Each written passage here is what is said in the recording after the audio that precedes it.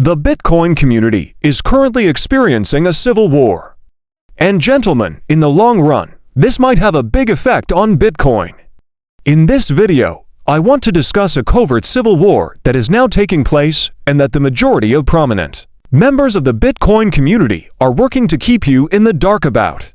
I want to explain exactly what's happening in this video and why it will be so important in the future. Make sure to stay for the entire event, guys. It is something you won't want to miss. As always, this channel really appreciates your support. We appreciate everyone who takes the time to subscribe to the channel and like these videos.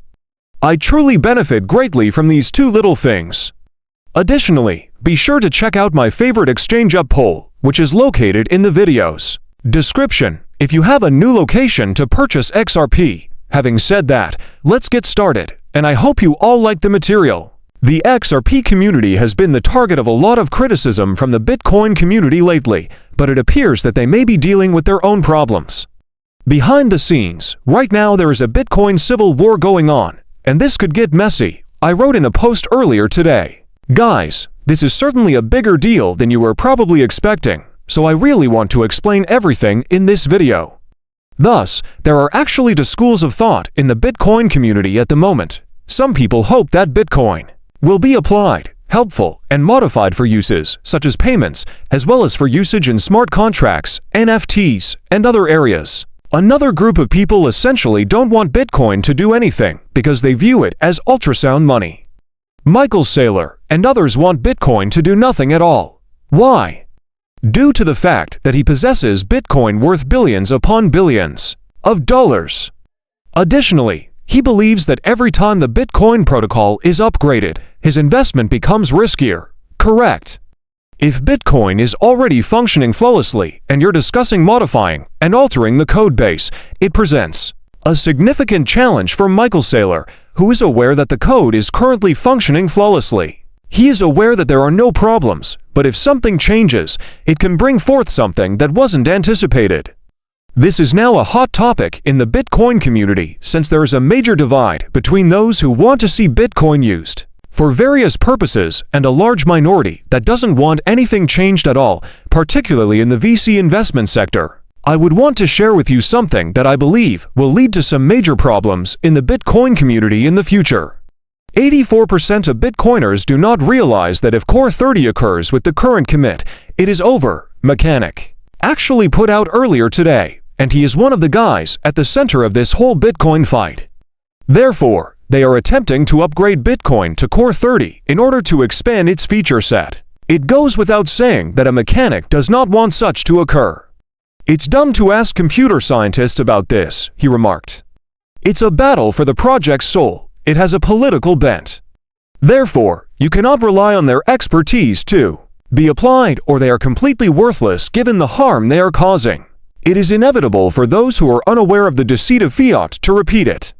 In essence, he is stating that the more Bitcoin's code is altered, the more opportunities there are for significant code-based changes. The issue is that if Bitcoin is altered more and more, there is a greater chance that someone will start making alterations, possibly for nefarious reasons.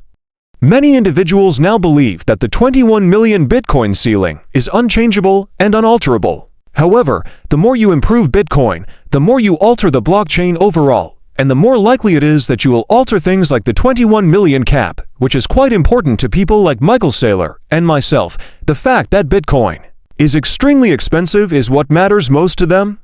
However, the issue is that not everyone thinks in the same way. Many people believe that they would like to be able to operate certain businesses on the Bitcoin network. We want to be able to do X, Y, and Z. We're not necessarily thinking that Bitcoin will reach millions and millions of dollars, are we? Our goal is to use the Bitcoin network in innovative ways.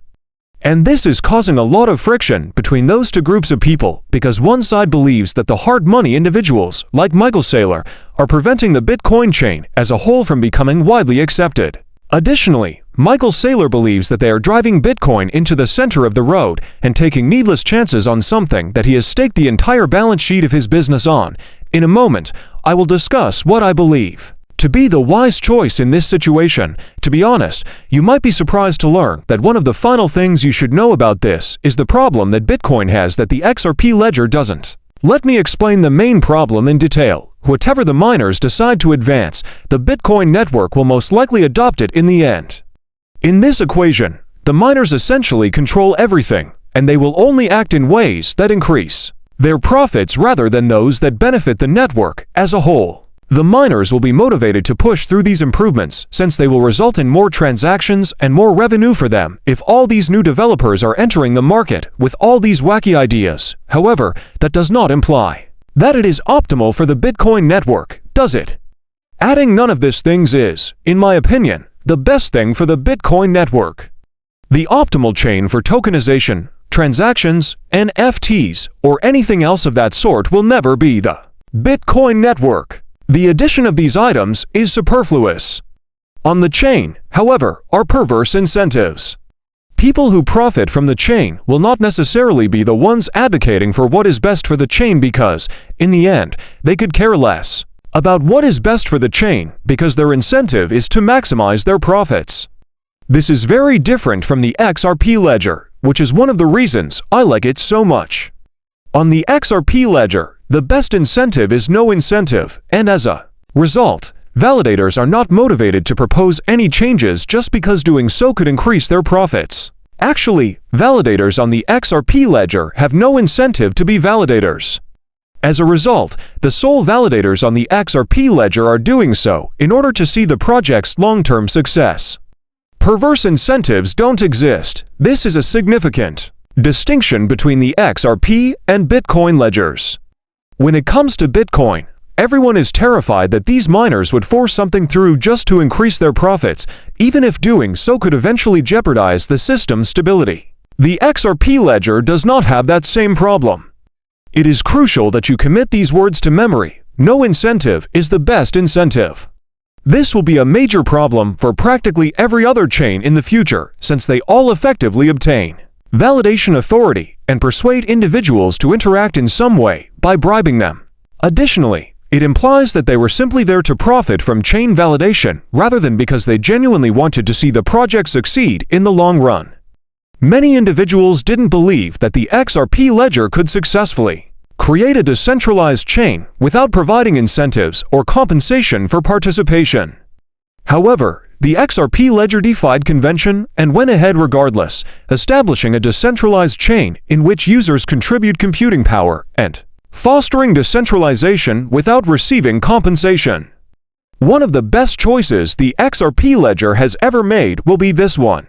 Because for a very long time to come, the Bitcoin community will be caught between what it wants to do to earn the most money on the chain and what it believes will be the best long-term choices for the chain. There will be conflict between these two factions for the remainder of Bitcoin's existence, and individuals may decide to just follow their own financial interests.